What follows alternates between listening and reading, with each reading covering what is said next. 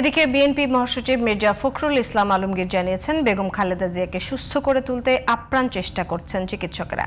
দুপুরে চেয়ারপারসনের গুলশান কার্যালয়ে এক অনুষ্ঠানে যোগ দিয়ে এই কথা জানান তিনি। অবাধ ও সুষ্ঠু নির্বাচনের পরিবেশ তৈরি হয়েছে দাবি করে মির্জা ফখরুল বলেন, দেশ পুনর্গঠনে সবাই বিএনপিকে নির্ভরযোগ্য মনে করছে। মনিরুজ্জামানের রিপোর্ট। সোমবার দুপুরে বিএনপি চেয়ারপারসনের গুলশান কার্যালয়ে গিয়ে আনুষ্ঠানিকভাবে বিএনপিতে যোগ দেন গণ অধিকার পরিষদের সাবেক আহ্বায়ক রেজা কিবরিয়া। তাকে বরণ করে নেন বিএনপি মহাসচিব মির্জা ফখরুল ইসলাম আলমগীর। যোগদানের খবর ছাপিয়ে সাংবাদিকদের চাহিদা ছিল বেগম খালেদা জিয়ার শারীরিক অবস্থা সম্পর্কে জানা। মির্জা ফখরুল বলেন, বিএনপি চেয়ারপারসন আগের মতোই আছেন। আমাদের চিকিৎসকরা কাজ করছেন, আপ্রাণ চেষ্টা করছেন, দেশি বিদেশি সমস্ত চিকিৎসকদেরকে যুক্ত রেখেই তারা চিকিৎসাটা করছেন এবং আল্লাহ তাআলার কাছে আমরা সবসময় দেশবাসী দোয়া করছি যে আল্লাহ তাআলা তাকে যেন সুস্থ করে দেন।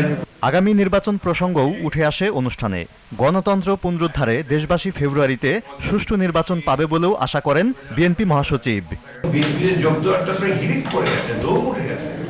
কারণ হচ্ছে যে বিএনপি এখন একমাত্র দল যারা জনগণ মনে করছে যে সামনে সরকার গঠন করতে পারলে দেশে সত্যিকার অর্থেই গণতান্ত্রিক একটা পরিবেশ তৈরি করতে পারবে এবং অর্থনীতি সমৃদ্ধ হবে। এ সময় বিএনপির স্থায়ী কমিটির সদস্য সালাউদ্দিন আহমদ বলেন, ৩১ দফার আলোকে দেশ গড়তে মেধাবীদের দলে সুযোগ দেয়া হবে।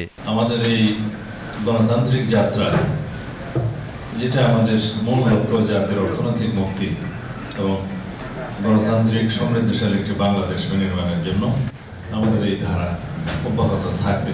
নতুন বাংলাদেশ বিনির্মাণে তারেক রহমানকে সব ধরনের সহযোগিতা করার প্রত্যয় ব্যক্ত করেন রেজা কিবরিয়া।